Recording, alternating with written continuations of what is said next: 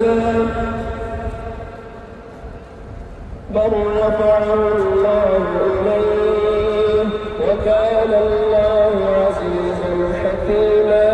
وإن من أهل الكتاب إلا ليؤمنن به قبل موته ويوم القيامة يكون عليهم شهيدا. فبظلم من الذين هادوا حرمنا عليهم طيبات أحلت لهم وبصدهم عن سبيل الله كثيرا